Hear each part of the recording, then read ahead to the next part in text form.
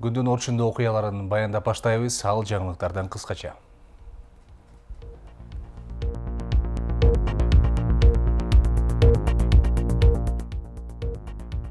Кумтөр кенинде сууга чөгүп кеткен машинисттин сөөгү табылды. 54 жаштагы айдоочу маркум Барскоон айылынын тургуну. Элди бөлгөн блогер Элмир Сыдыманов Бишкек шаардык ички иштер башкармалыгынын убактылуу кармоочу жайына 48 саатка камалды. 14 февралдагы спортчу Төлөгөн Рахманберди уулунун президентке кайрылуусу боюнча укук коргоо органдары териштирүү иштерин жүргүзүүдө. Ал кайрылууда аты аталган Ош шаардык спорт комитетинин башчысы Кылычбек Саркарбаев кызматынан убактылуу четтей турганын жар салды. Бир жаңсыл болгон чейин өз арызы менен жумуштан четтетип турууну өтүндүм. Бүткөнгө чейин жумуштан кетип атам азыр. Жол кыймылынын эрежесин бузуп, айыппул төлөбөгөн айдоочулардын унаалары токтотмо жайга алынып кете баштады.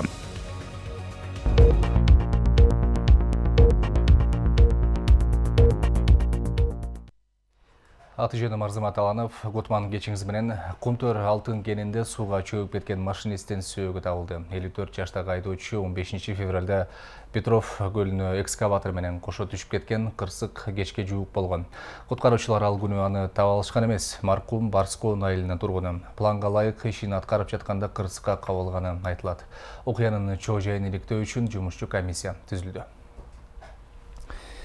Блогер Элмир Сыдыманов Бишкек шаардык ички иштер башкармалыгынын убактылуу кармоочу жайына 48 саатка камалды. Октябрь райондук ички иштер бөлүмүнүн маалымат кызматынын билдиргенине караганда 1997 жылы туулган Элмир Сыдыманов жазык кодексинин 313 беренеси расалык, этностук, улуттук, диний же региондор ортосундагы кастыкты козутуу боюнча кармалды. Учурда сотко чейинки өндүрүштүн алкагында тергөө иштери жүрүп жатат. Блогер буга чейин Instagram баракчасы аркылуу түз эфирге чыгып, түндүк түштүк маселесин козгоп, анын айткандары коомчулукта нааразычылыктарды жараткан. 14 февралдагы спортчу Төлөгөн Рахманберди уулунун президентке кайрылуусу боюнча укук коргоо органдары териштирүү иштерин жүргүзүүдө. Ал кайрылууда Ош шаардык спорт комитетинин башчысы Кылычбек Саркарбаевдин запкы көрүп жатканы айтылган. Бүгүн Саркарбаев басма сөз жыйынын өткөрүп, Төлөгөн Рахманберди уулунун кайрылуусунда кимдир бирөөлөрдүн кызыкчылыктары болушу мүмкүндүгүн билдирди. Мындан тышкары кызматынан убактылуу четтей турганын жар салды. Өткөн жылдын сентябрь айында Ош облусунун Кара Суу районунун Фуркат айылында атышуу болгон. Ал атышууда эрежесин ушташтын чебери Төлөгөн Рахманбердиунун бутуна ок тийип, облустук ооруканага түшкөн. Анда спортчу кокустуктан улам өзү атып алганын айтып, маалымат берген. Тапанча таап алды, мына көрүп бербейсизби, мен эмне болсо сотрудникмин да мурда бывший. Көрүп бербейсизден көрүп атып, өзүм неме кылып атып, ичинде зарар этилген боюнча экен эле. Ошол жерден өзүм басып алдым. Кийинчерээк айрым маалымат булактары бул атышууга Ош шаардык спорт комитетинин төрагасы Кылыч Саркарбаевдин тиешеси бар экенин жазып чыгышкан. Бирок Рахманберди уулу анын эч кандай тиешеси жок экенин билдирип чыккан. 14 февралда спортчу Төлөгөн Рахманберди уулу президентке кайрылуу жасап, Ош шаардык спорт комитетинин башчысы Кылычбек Саркарбаевдин запкы көрүп жатканын билдирген. Мындан бул жака Ошто жашоо кыйын болуп калды биз үчүн. Азыр эми Кимсанов Эмиль акенин жана менин үстүмөн иш козготуп каматабыз деп жатышат. Айта кетсек, Рахманберди уулунун бутуна ок тийген окуя боюнча укук коргоо органдары Кылыч Саркарбаевдин тиешеси бар же жоктугун ачыкташкан эмес. Андан тышкары спорт комитетинин башчысы жумуштан четтетүү жөнүндө коомдо ар кандай сын пикирлер арбын айтылган. Бирок ага карабастан жетекчи өз кызматын аркалап келген. Ал эми бүгүн Саркарбаев массалык маалымат каражаттарына маалымат берип, айтылып жаткан иште күнөөсү жана тиешеси жоктугун билдирди. Мындан тышкары убактылуу өз арызы менен кызматтан кетерин ачыктап, Рахманберди уулунун президентке кайрылуусунда бирөөнүн кызыкчылыгы болушу мүмкүн экенин айтат. Эми бул боюнча мен кечээ деле жооп бердим. Укук коргоо органдарына сурак бергем. Соттун эч кандай өкүмү чыккан эмес, мага айып угузулуп. Ошол эми күтүп жатабыз. Бүгүн шаар башчысы Талайбек Насырбековичке кирдим өзүм. Ошо бир жаңсыл болгон чейин өз арызы менен жумуштан четтетип турууну өтүндүм. Талайбек Насырбекович да бул сунушумду колдоду жана туура көрдү. Ошо бүткөнгө чейин жумуштан кетип атам азыр. Ички иштер министрлиги Төлөгөн Рахманбердиулунун президентке жолдогон видео кайрылуусуна байланыштуу 14 февралда иликтөө баштаган. Милиция Рахманбердиулунун кайрылуусунда айткан маселе боюнча ал мурда бир канча жолу суракка келгенин, бирок өзү ошол фактыны четке какканын кабарлаган. Бул жерде Төлөгөн Рахманберди уулу өзүнүн гана аберин кетирип атат деп ойлойбуз. Ал баягы интервьюсунда билесиздер, мен ички иштер мурда милицияда иштегенмин да, ошон үчүн анан пистолетти мага берди эле депчи. Эмне милицияда иштеген кызматкерлер бардыгы эле бутун атып алыптырбы? Бул ушул сөзү менен ал биринчиден милиция кызматкерлеринин кесипкөйлүгүнө дагы көйшүп алып жатат да. Экинчиден жалган маалымат берип атат. Ош шаардык ички иштер башкармалыгындагы анын токмоктолгондон кийин ал рапорт түшүнүк катуу жазуудан, арыз жазуудан баш тартканына карабастан, биздин кызматкерлер өздөрү окуянын жүрүшү тууралуу билдирүү менен кайрылып, ошол билдирүүнүн негизинде кылмыштарды жана жооптор каттоонун бирдикти иресине катталып, кылмыш иши катары андан кийин 5 адамды кармаганбыз. Ал эми баягы сиз айткан жалган көрсөтмө берүү боюнча бул областный аймагында болуп жатат. Ал болсо буну түштүк аймактык баягы уюшкан кылмышка каршы күрөшүү башкармалыгы териштирип жатат. Эскерте кетсек, Кылычбек Саркарбаев 2015 жылдан тартып Ош шаардык спорт комитетинин башчысы болуп эмгектенип келген. Кылычбек Саркарбаев өз жазган арызы негизинде кызматтан убактылуу четтелгенин Ош шаардык мэриясынын басма сөз катчысы Азамат Абсатаров дагы ырастады. Аткашабдан Адилет Нышанбаев, Нурньюз. Баткенде мыйзамсыз ташылып келген кийим жана ноутбуктар алынды. Баткен бажысынын кызматкерлери баасы 3 миллион 878 миң сомдук спорттук кийимдерди мыйзамсыз ташып келаткан Кыргызстандын жаранын кармады. Мамлекеттик бажы кызматы тараткан маалымат боюнча, бажычылар Mercedes-Benz Sprinter автоунаасын текшерген учурда айдоочу ташылып келаткан товар мыйзамдуу экенин тастыктаган, бажыга тийиштүү бир да документ көрсөтө алган эмес. Бул факт боюнча материалдар Ош облустук прокуратурасына өткөрүлдү. Toyota Ipsum үлгүсүндөгү унаа Бишкектеги жылуулук электр борбору тараптагы жаңы көпүрөдөн кулап оодарылып калган. Маалыматка ылайык, кырсык бүгүн 17 февралда таңкы саат 9 чамасында болгон. Айында айдоочусу унаасы менен көпүрөдөн темир жолдун рельсине кулап оодарылып калган. Окуядан кийин унаанын айдоочусу номер 4 шаардык ооруканага жеткирилген. Бишкекте жол кыймылынын эрежесин бузгандык үчүн айыппул төлөбөгөн айдоочулардын унаалары атайын токтотмо жайга алынып кете баштады.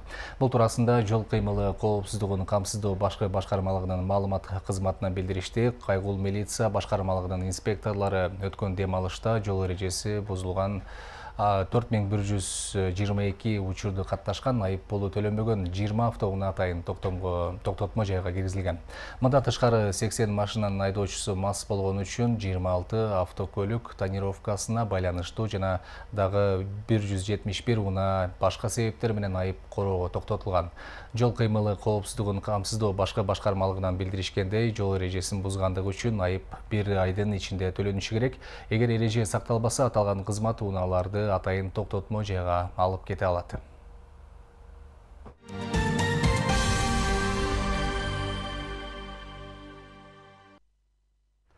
Жаңылыктарды баяндоону улантабыз, алдыдагы мүнөттөрдүн кыскача баяны.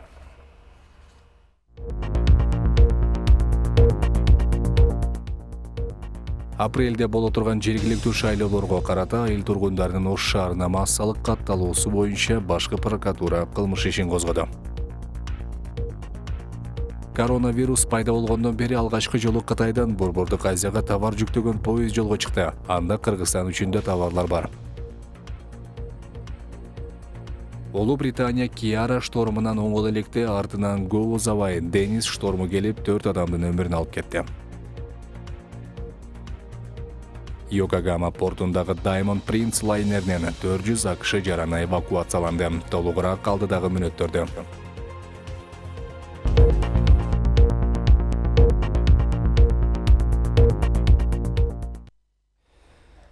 Бүгүн Баткендеги чегара маселеси боюнча тегерек стол өттү. Иш-чара чегара коомдук берекмеси тарабынан уюштурулду. Анда Баткен облусундагы чегара маселесин чечүүнүн жолдору, андагы жарандардын коопсуздугу айтылды. Иш-чарага Баткен облусунда мурда иштеп кетишкен губернаторлору, күч органдарын жетектеп иштешкен саясатчылар, эксперттер чакырылган. Иш-чаранын жыйынтыгы менен чегара боюнча курултай өткөрүү, улуттук комиссия түзүү, чегарага чектеш жайгашкан айылдардын элинин коопсуздугун камсыз кылуу, чегара маселесин козгоп чыккан жарандарга карата кысым көрсөтүүлөрдү токтотуу чечими кабыл алынды.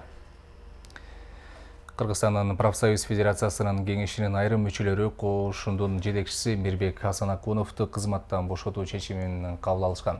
Бул туурасында федерациянын жаштар кеңешинин төрагасы Элдияр Карачалов басма сөз жыйынында билдирди. Анын сөзүнө караганда бул чечимге 29 адам кол койгон. Алар Асанакуновду эмгек стажын жасалмалаган деген да пикирлерин айтышууда. У нас в Федерации профсоюза тина, болото, реформу нужно делать. И вот такие, бергите, вот такие молодые ребята должны работать. Стойте, подождите.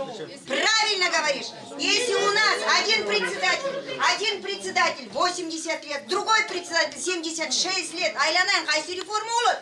Ошолор жылдырбай атат профсоюздун ишинчи. Кыргызстан профсоюздар федерациясынын тегерегинде чыр-чатактар токтойт, тескерисинче күн санап күчөп келүүдө. Бул ирет кесиптик кошун бирлигинин мүчөлөрү экиге бөлүнүп алган. Алардын бир бөлүгү төрага кызматынан алынсын десе, экинчи тарабы буга каршы. Буга байланыштуу бүгүн кесиптик кошундар федерациясынын жетекчиси Мирбек Асанакуновду мыйзамсыз иш-аракеттерине нааразы болгон профсоюз федерациясынын өкүлдөрү маалымат жыйын курду. Азыркы учурда Асанакунов Мирбек Аскерович өзүнүн желдеттери менен 1-май район милициясы менен биргеликте барып кабинетин мыйзамдуу түрдө ачып, опечатан болгон болчу. Кирип ичинде отурат. Жана аны коштоп келген Жогорку кеңештин социалдык комитетинин төрайымы Молдобекова Гулкан Сакинанын шоопуру да кошо келип, ушул кабинетти биргеликте ээлеп жатат. Ушул нерсенин баардыгы бул Асанакунов Мирбек Аскеровичтин жубайынын таасири абдан чоң болуп жатат. Жыйын ортолоп калганда профсоюз мекемесинин имаратында ич-чара чыр чыгып, пикир келишпестер орун алып жатканы боюнча кабар келди. Буга байланыштуу маалыматтык жыйын үзгүлтүккө учурап, биздин чыгармачылык топ жеринен барып көрүүнү туура көрдүк. Бир жылдан бери совет өткөздүрбөй, совет болгон сайын, митинг болгон сайын больницага жатып алат. Бүгүн болсо мынакей больницадан чыгып, спортсмен балдарды ар бир эмелерге, кабинеттерге коюп, член советтер бүгүн постановлениясын окуп бермек. Ошол жерде азыр ошону окутпай чыр-чатак салып, 4-чү этаж чыр-чатак салып, ошо спортсмендерди чакырып, ошо давление оказывать этип атат. Өткөндө дагы 5-нен кийин член совета госучреждениянын Кызаев деген председатель комитетаны сабап кетишкен спортсмен балдар. Ал азыр больницада 4-чү этаж. Тактай кетсек, буга чейин 5-февраль күнү профсоюз кеңешинин жыйын өтүп, анда төрага Мирбек Асанакуновдун отставкага кетүүсү боюнча токтомго кеңештин 19 мүчөсү кол коюп, чечим кабыл алынганы кабарланган. Мында сырткары анын кеңсесинин эшигине мөөр басылган. Ал эми бүгүн 17-февралда Асанакунов жан сакчылары менен мөөр басылганына карабай, кабинетине мыйзамсыз баса көктөп кирип алганын айтышат. Форум бар 19 киши кол койгон токтом мынакей турат. Мен азыр сиздерге көргөзөм. Мынакей токтомдун өзү мына 19 советтин мүчөсү кол койгон. 19,3 экен. Билебиз арифметика нережесин. 5тен ылдый болсо алып ташталат, өйдө болсо 1ге кетет. Мынакей 19 киши катышкан совет өткөн. Ошондо ушундай чечим кабыл алынган. Андан тышкары бул советтин токтомуна нааразы болгон Асанакунов 1-май ички иштер башкармалыгына арыз жазган. Мына азыр териштирүү жүрүп жатат. Териштирүү бүтө элек. Ошого карабай келип туруп мынакей кабинетке кирип алып атат. Мыйзамсыз. Ал эми кесиптик кошундар федерациясынын жетекчиси Мирбек Асанакуновдун айтымында аны кызматтан четтетүү чечимин мыйзамсыз кабыл алды деп эсептейт. Себеби жыйынга жалпы 29 мүчөнүн ичинен 19 мүчө гана катышкан дейт. Ошондой эле бүгүнкү болуп жаткан көрүнүштөрдү бул атайын өзүнө карата уюштурулган чагымчылдык жана бет тырмалык иш-аракет катары баалады. Булар 5-февраль күнү Кыргызстан профсоюздар федерациясынын кеңеш өткөндө. Кеңеш мына бүгүн биз айттык мыйзамсыз өттү депчи. Анткени эмне үчүн мыйзамсыз деп атабыз? Мына советте бизде 29 адам бар. 29 адам советтин мүчөсү бүгүнкү күндөчү. Мыйзамдуу болуш үчүн 19 киши катышат. 3төн 2 деп уставда жазылып атат.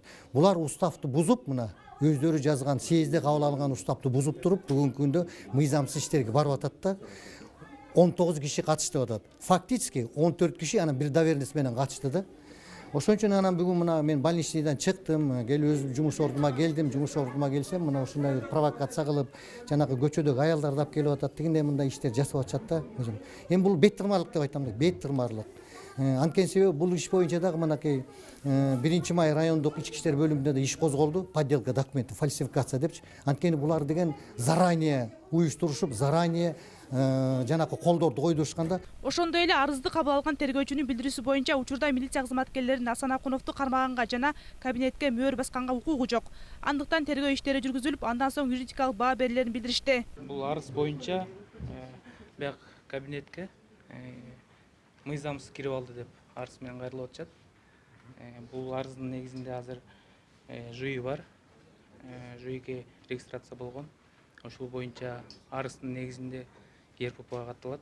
РППга катталып, ошол боюнча юридикалык оценка беребиз. Биринчи арызга кол койгон бияктан 12 киши деп атышат. 12 кишинин баарын чакырабыз, сурайбыз, кандай болгон, эмне болгон, ошо обстоятельствону выяснять этебиз. Выяснять этип анан юридикалык баа беребиз. Эгер действительно мыйзамсыз кирип алган болсо, анда кирип алган кишини жоопко тартабыз. Ошол боюнча. Эгер мыйзамдуу болсо, бул тарабынан катталган РПП кыскартылат. Белгилей кетсек, Мирбек Асан Акунов 2017-жылдын 16 январында федерация төралыгына дайындалган. Ошол мезгилден бери федерация кеңешинин айрым мүчөлөрү аны кызматка мыйзамсыз дайындалган деп эсептеп келишкен. Ал эми профсоюздагы бүгүнкүдө чырлуу окуялар буга чейин да бир нече жолу орун алып, аларга карата ар кандай ача пикирлер айтылып келет.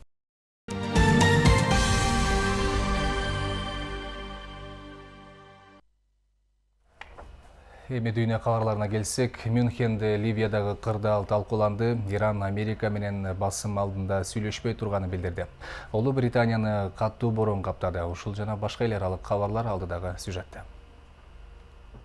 Ондогу мамлекеттердин тышкы иштер министрлери жана башка өкүлдөрү Ливиядагы жаңжалга чекит коюу маселесин Мюнхендеги коопсуздук конференциясында талкуулашты. Кече 16 февралда өткөн жолугушууда бир ай мурда Берлинде өткөн саммитте макулдашылган чаралар кандайча ишке ашырылып жатканы каралды. Берлиндеги саммитке чатакташып жаткан башкы топтордун лидерлери Ливия өкмөтүнүн башчысы катары эл аралык коомчулук тааныган Фаиз Сараж жана Ливия улуттук армиясы деп аталган күчтүн командачысы Халифа Хафтар чакырылган. Ага катышкан башка мамлекеттердин Орусия, Туркия, Британия, Франция, АКШнын өкүлдөрү бул өлкөгө курал жеткирүүгө тыюу салууну макулдашкан. Айта кетсек, Ливия бир топ жыл башкарган Муаммар Каддафи бийликтен кулатылып, 2011 жылы өлтүрүлгөндөн бери тынч элек. Өткөн аптада Улуттар уюмунун коопсуздук кеңеши Ливиядагы согушту токтотуунун 55 беренеден турган жол картасын сунуш кылып, Түндүк Африкадагы мунайга бай бул мамлекеттеги жаңжалдын курчушун айыптаган. Иран эч качан басым алдында Кошмо Штаттар менен сүйлөшүү жүргүзбөстүгүн президент Хасан Рохани 16 февралда Тегранда өткөн маалымат жыйынында айтты. Ирандын президенти Ислам Жумурияты бир кезде өз душманын сүйлөшүүгө мажбур кылаарын кошумчалады. Ал ошондой эле аймактагы коопсуздук үчүн Теграндын ролу маанилүү экендигин баса белгиледи. Айта кетсек, Кошмо Штаттар 2018 жылы Тегран менен 6 дүйнөлүк державанын ортосунда түзүлгөн өзөктүк келишимден чыгып кеткенден кийин Иранга экономикалык санкцияларды жанданткан. Быйыл жыл башында АКШ Ирандын таасирдүү генералы Касем Сулейманини өлтүргөндөн кийин Вашингтон менен Теграндын алакасы дагы курчуду.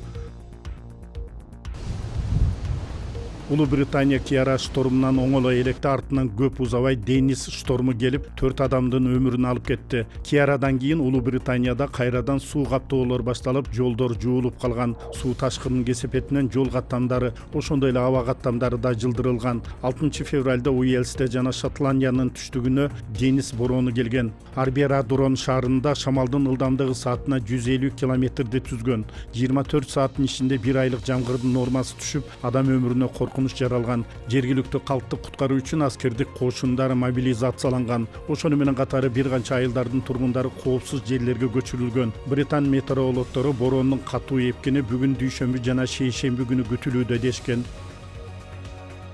Diamond Prince лайнеринен 400 АКШ жараны эвакуацияланды. Эвакуация кече 16 февралда Йокогама портунда жүргүзүлдү. Алар буга чейин Diamond Prince круиз лайнеринде коронавирус жуктурган болушу ыктымал деген шек менен кармалып турушкан. Эвакуацияланган адамдар атайын жабдылган автобустарда аларды АКШга жеткирүүчү атайын учакка олтуруп мекенине кетишет. Эми алар дагы бир карантинге түшүп, америкалык дарыгерлердин көзөмөлүндө болушат. Эвакуация лайнердин бортунда ооруга чалдыккандар көбөйүп жаткан учурга туш келди. теплоходдо 3000ден ашуун киши кала берүүдө. Алардын 1000ден ашууну моряктар менен кызматкерлер. Ал эми Кытайдын өзүндө вирустан 1700ден ашуун адам көз жумду. 10.000ден ашууну айыгып чыкканы кабарланды. Ооруну 70.000ден ашык киши жугузуп алган. Кытайдан тышкары 25 мамлекетте ооруну жугузгандар аныкталган. Түштүк Кореяда ага чалдыккандардын саны 30 адамдан ашты. Коронавирус пайда болгондон бери алгачкы жолу Кытайдын чыгышындагы Цинхуа шаарынан Борбордук Азияга товар жүктөгөн поезд жолго чыкты. Бул тууралуу Синхуа маалымат агенттиги жазды. Иу Синцзян Европа каттамы менен жүргөн поезд 14 февраль күнү Иу шаарынан чыгып, Испаниянын Мадрид шаарына барып токтошу керек. Поездге чиркелген 82 контейнерде темир шаймандар, автоунаанын тетиктери жана текстилдик товарлар бар.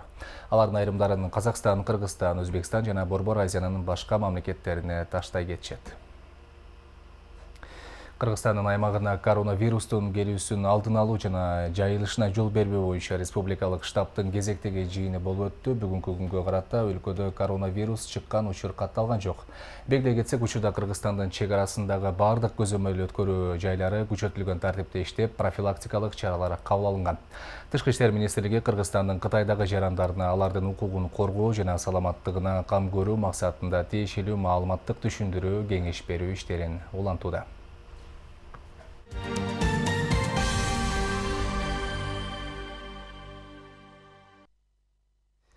Апрелде боло турган жергиликтүү шайлоолорго карата айыл тургундардын Ош шаарына массалык катталуусу жүрүп жатканы боюнча башкы прокуратура билдирүү жасады. 7 февралда айрым маалымат каражаттарында Ош шаарындагы студенттер, мугалимдер, факультеттин декандары тарабынан катталууга мажбурланып, паспорттарын сурап жатышкандыгы жарыяланган. Анда студенттердин катталган акча жана окууларына жардам берилери да айтылган. Аталган факт 8 февралда Ош шаардык ички иштер башкармалыгы тарабынан кылмыш жаза кодексинин шайлоочулардын добушун сатып алуу беренеси боюнча кылмыштардын жана жоруктардын бирдиктүү реестрине катталып, сотко чейинки өндүрүш иштери башталды. Ошол эле убакта прокуратура тарабынан жергиликтүү кеңештерде шайлоодо мыйзамдуулуктун сакталышы боюнча мониторинг жүргүзүлүүдө. Борбордук шайлоо комиссиясы 12 апрелде өтө турган жергиликтүү кеңештерге добуш берүүчү шайлоочулардын баштапкы тизмесин жарыялады. Ага ылайык 340.479 шайлоочу катышат. Бул жалпы шайлоочулардын 10%-ын түзөт. Борбордук шайлоо комиссиясы катталган жерин өзгөрткөн жарандардын паспортуна атайын белги коюлушу зарыл экендигин эскертет. Анткени андай белгиси жок шайлоочулар добуш берүүгө киргизилбейт. Ал эми 22 февралдан тартып шайлоочулардын тизмеси тиешелүү шайлоо участоктарына илинет. Айта кетсек, 12 апрелде Баткен, Жалал Абад, Нарын, Ысык-Көл, Чүй, Ош облустарынын аймактарындагы 26 айылдык кеңештин жана Каракол, Балыкчы, Токмок, Ош, Майлы Суу шаардык кеңештеринин депутаттарын шайлоо өтөт. Өзгөчө кырдаалдар министри Замирбек Аскаров Жалал Абад облусундагы кооптуу делген аймактарды жеринен кыдырып, табигый кырсыктардын алдын алуу, өрт куткаруу бөлүмдөрдүн өздүк курам жана материалдык техникалык базасынын абалы менен таанышып чыкты. Анда Көк Арт дарыясынын жээгин көзөмөлгө алуу керектигин айтылды. Ошондой эле суу жеп кеткен жайларга кошумча тосмо куруу жумуштарын жүргүзүү тапшырмасы берилди.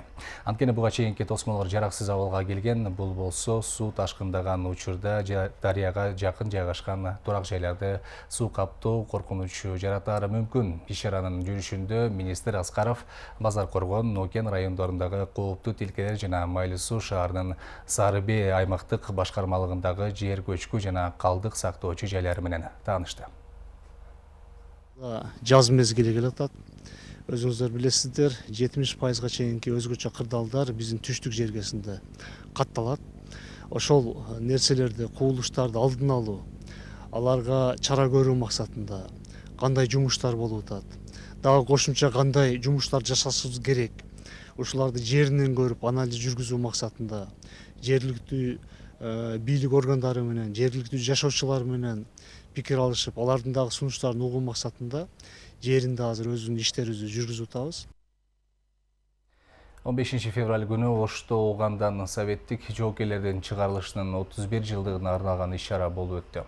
Ага жергиликтүү бийлик өкүлдөрү Оган согушунун интернационалист жоокерлери, курман болгон жоокерлердин үй бүлөлөрү, аскер бөлүктөрдүн жоокерлери, шаар тургундары катышты. Алгач эстеликке гүл чамарлар коюлуп, Оган согушунда курман болгон жоокерлер эскерилди. Иш-чаранын жүрүшүндө жаш муундарды мекенчил болууга тарбиялоодо, жоокердик милдеттерин аткарууда көрсөткөн үлгүлүү жана үзүрлүү эмгектери үчүн интернационалист жоокерлер Ош шаардын мэриясынын ардак грамотасы жана акчалай сыйлыктар менен сыйланышты. Мындан тышкары Оган жеринен кайтпай калган жоокерлердин үй бүлөлөрүнө мэриянын стипендиялары ыйгарылды.